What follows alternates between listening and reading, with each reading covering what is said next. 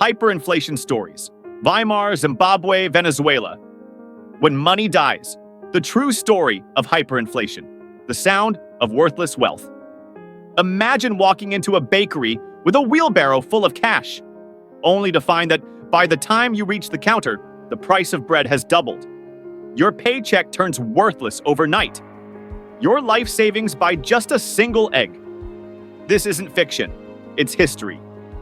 From the shattered streets of post-World War I Germany to the desperate markets of Zimbabwe and Venezuela, hyperinflation has destroyed economies, erased trust, and reshaped nations.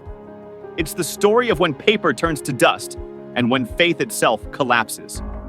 Germany, 1923, when money lost all meaning. After World War I, Germany was a nation on its knees. The Treaty of Versailles demanded crushing reparations from a broken economy.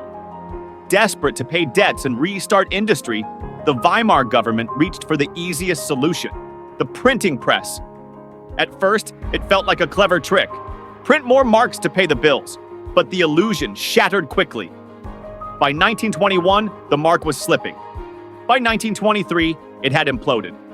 Prices didn't just rise, they exploded. At first, they doubled every few days, then every few hours. Workers were paid twice a day and sprinted to spend their wages before they lost value. Children made kites out of banknotes. Families burned stacks of currency for heat because it was cheaper than coal. A loaf of bread that cost 250 marks in January 1923 cost 200 billion marks by November. $1 equaled 4.2 trillion marks. Savings disappeared like smoke.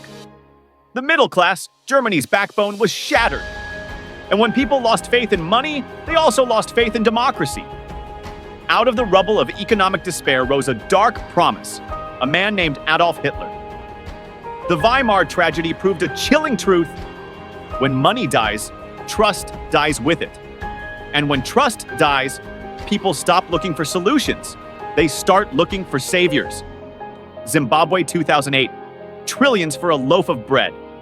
Fast forward 8 decades. Zimbabwe, once one of Africa's most prosperous nations, became a modern echo of Weimar's nightmare. Under Robert Mugabe, the government launched radical land reforms, seizing white-owned commercial farms. The result was catastrophic.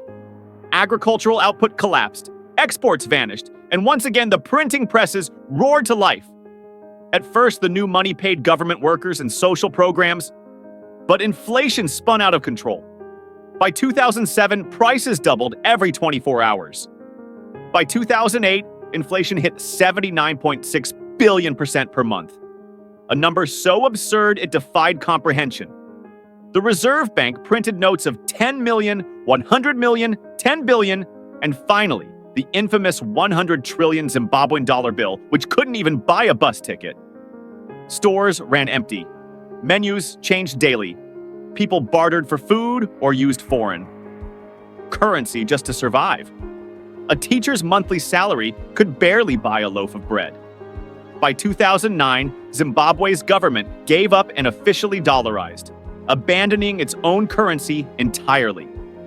The once mighty Zimbabwean dollar was dead. And yet, amid the ruins, resilience bloomed. Informal markets thrived. People used US dollars and South African rand. In an ironic twist, those trillion-dollar bills, once worthless, became collector's items on eBay, selling for more than they ever bought in Zimbabwe itself. It was tragic comedy, an economy reduced to a museum piece. Venezuela 2018, oil, politics, and the collapse of faith. Venezuela's tragedy began not in poverty, but in plenty. Sitting atop the world's largest oil reserves, it was once one of Latin America's richest nations. But its fortune became its curse. Under Hugo Chavez and Nicolas Maduro, Venezuela used oil profits to fund massive welfare programs. When oil prices crashed, spending didn't stop. The government simply printed more money, and the cycle began. By 2018, inflation exceeded 1,000% a year. Prices changed by the hour. Supermarkets emptied. Flour, milk, and toilet paper became luxury goods. People carried sacks of bolívares to buy groceries or avoided paper altogether, using phone apps and digital transfers instead. In one surreal image, citizens weighed their money instead of counting it. It was faster that way. The government responded by chopping zeros off the currency, 5 zeros in 2018, another 6 in 2021. In total, 14 zeros vanished. 1 million believers became 1. But no matter how many zeros disappeared, the problem remained. No one trusted the money. So people turned to alternatives, the US dollar first, then cryptocurrency. Bitcoin and stablecoins became survival tools, helping families receive remittances and store value beyond government reach. Ironically, a nation once drowning in oil now floated on digital coins. Venezuela became one of the world's most crypto-adoptive countries, not from innovation, but desperation. The human cost of worthless money. Behind every statistic lies a story of heartbreak. In Weimar, proud families watched their savings vanish. In Zimbabwe, doctors fled to neighboring countries to find food. In Venezuela, parents skipped meals so their children could eat. Hyperinflation doesn't just destroy economies, it destroys dignity. It erases the concept of tomorrow. People stop saving, planning, or dreaming. The future shrinks to the next meal, the next hour, the next price change. And in that shrinking horizon, trust dies, the silent casualty of economic collapse. Money, after all, is built on one fragile foundation: belief. When belief fades, nations unravel. The anatomy of collapse. At its core, hyperinflation is a simple disease: too much money chasing too few goods. It begins innocently enough: government overspends, revenue falls, and someone says, we'll just print more. The first bills pay salaries, fund programs, and buy time. But soon, prices climb. People spend faster, expecting tomorrow's money to be worth less. Businesses raise prices, demanding higher wages. The government prints more to keep up. The spiral feeds itself until the currency collapses completely. Economists call it a loss of monetary discipline. But in truth, it's a loss of reality. A government trying to rewrite math with ink. Printing money may ease short-term pain, but it's like pouring gasoline on a fire to keep warm. It feels good until everything burns. Echoes in the modern world. The ghosts of hyperinflation still whisper today. In a digital age where central banks can create money with a keystroke, the temptation to overspend is greater than ever. Pandemic relief, wars, recessions, all have led governments to expand the money supply dramatically.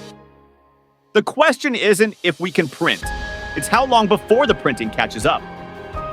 Weimar, Zimbabwe, and Venezuela stand as warnings. No nation is too advanced, too rich, or too modern to escape the consequences of broken trust. When people lose faith in money, they turn to alternatives: gold, crypto, barter, or chaos. The recovery, when it comes, always begins the same way, with trust restored. Germany stabilized through the Rentenmark, backed not by gold, but by land and industry. Zimbabwe found balance through dollarization. Venezuela's citizens rebuilt through ingenuity, not policy, crafting new markets from digital tools. Each recovery began not with paper, but with belief. Could it happen again? It's easy to dismiss hyperinflation as a relic of broken governments or faraway crises. But the seeds of collapse are universal. Every time a government spends beyond its means, ignores productivity, or manipulates its currency for short-term gain, the danger grows. In our interconnected world, panic spreads faster than ever. A tweet can trigger a run on banks. A rumor can move markets across oceans in seconds. Technology amplifies confidence, but also fear. And when confidence breaks, the fall is swift. Rebuilding trust in money takes generations. Destroying it takes months, when paper turns to dust. The stories of Weimar, Zimbabwe, and Venezuela are not economic curiosities. They're mirrors. They show what happens when a nation forgets that money isn't wealth. It's a promise. Hyperinflation begins not with greed, but with desperation. A government trying to fix reality with ink and good intentions. But paper can't replace production. Printing can't replace trust. Those haunting images, wheelbarrows of cash, empty shelves, and collapsing faith, aren't just scenes from history. They're warnings from the future, because money is more than metal or numbers. It's the world's most fragile social contract. And when that contract burns, civilization smolders with it. If these stories moved you, share them. The fall of a currency is more than an economic event. It's a human tragedy. Stay curious, stay informed, and remember, in a world built on trust, understanding money is understanding survival. If these stories moved you, share them. The fall of a currency is more than an economic collapse. It's a warning from history. Stay curious, stay informed, and remember, in a world built on trust, understanding money is understanding survival.